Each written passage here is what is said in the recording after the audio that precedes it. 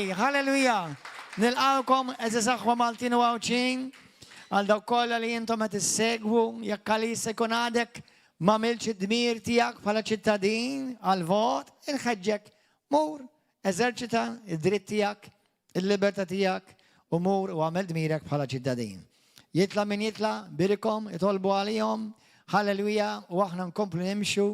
Il-mulej, iwedna li aħna nimxu fil-sewa fil-paċi, u ngawdu l-paċi, jekk aħna nitolbu għal-mexxija tagħna irrelevanti minn huma. Amen. Kulħadd jitlob miegħi. Grazzi Ġesu, kulħadd jitlob miegħi issa stess, ħalli nirċevu l-kelma tal-mulej.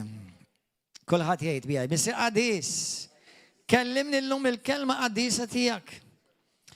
Għatini ġuħ, għatini għaċ mulej u għatini revelazzjoni biex nifhem u natwa il-kelma tiegħek fuq ħajti.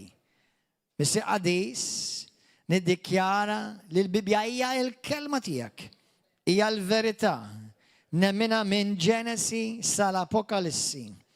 Niddikjara li jien għandi dak li l-Bibja tajt li jien għandi. Jien dak li l-Bibja tajt li jien u jien għandi dak li l-Bibja li tajt li għandi bħala wirt tiegħi fi Kristu Ġesu. Mulej les nirċivi l-kelma tiegħek u qatt iktar. Ma nerġa' nkun l-istess iktar mill-lum il-qudiem. Irċivi glorja u tifħir f'isem Ġesu Kristu. Amen. Morru fi ktib ta' Ġenesi kapitlu 1 vers 28. Kapitlu li huwa popolari ħafna. Apparti li huwa fil-bidu tal-Bibja. Ġenesi kapitlu 1. Waħda mill-affarijiet li fetħit li għajnejja li ħafna meta sir Kristjan u bejt nistudja l-Bibja hija ħanilkom frażi. Jekk ma tifhmuhiex għalissa, studjawha. Aħna għandna waħda wieħed mill-courses li nagħmlu fil-Bible College tagħna jismu Blood Covenant.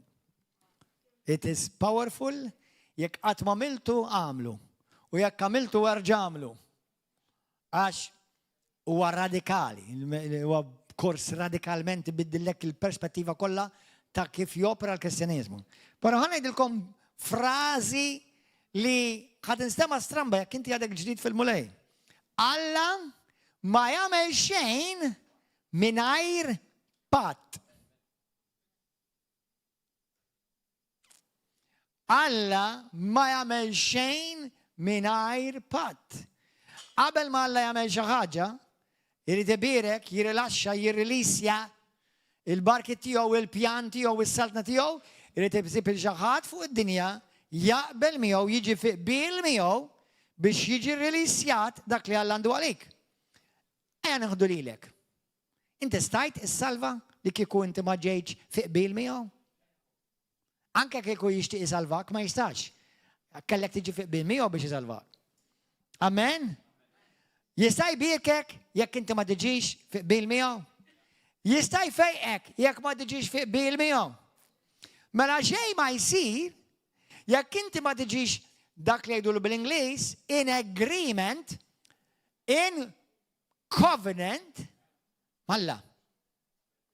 U dejn ħafna ma jafmuwiex, għalhekk ħafna jqogħdu jduru u mingħajr ma jgħidu qed jgħidu ċuċ, mingħajr ma jafu qed jgħidu ċuċċati, imma għaliex Alla ma jagħmilx hekk? Għaliex Alla ma jagħmilx hekk? Għaliex Alla ma jagħmilx hekk lili? Senna ftit, inti tidħol l-ewwel f'agreement miegħu. Tidħol f'patt miegħu. F'Ġenesi kapitlu 1, u ħanajdilkom ħansemmilkom bosta skritturi llum, vers 28, wara li ħalaq il-mara u r-raġel, u Alla berikom għalhom nislu, kulħadd jgħid nissel, oktru, kulħadd jgħid oktor, u mlew l-art, jgħidha mlew l-art, u aħkmuha, jgħid aħkmuha.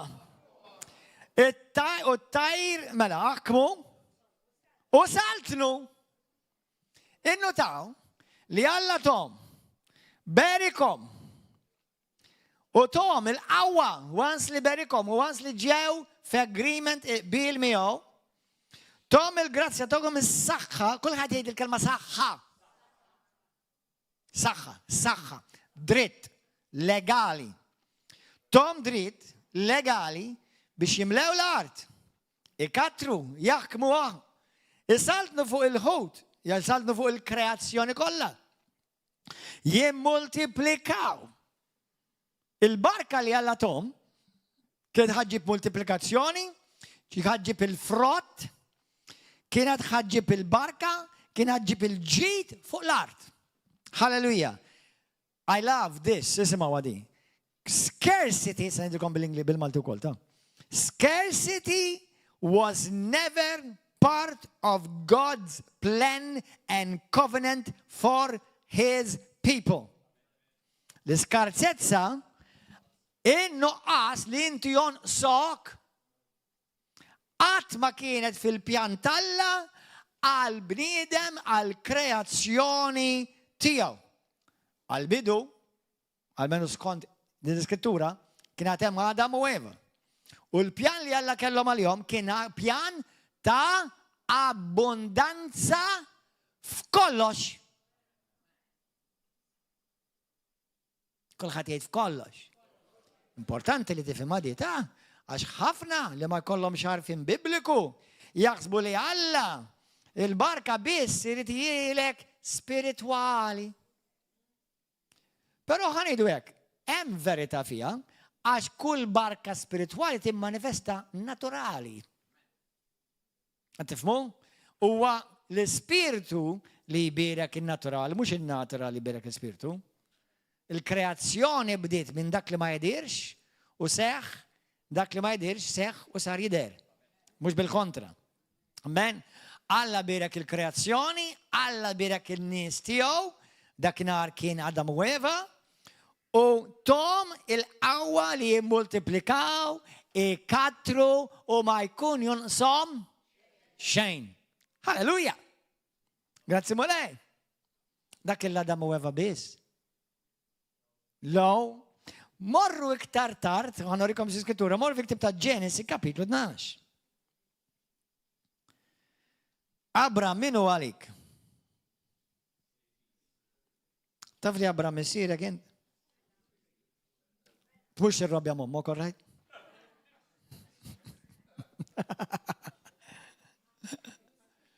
Essa sirt naf minu l-papa?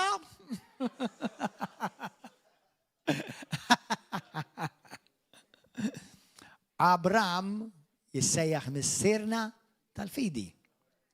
Dik mhux xi klixejta, dak huwa klim ta' patt.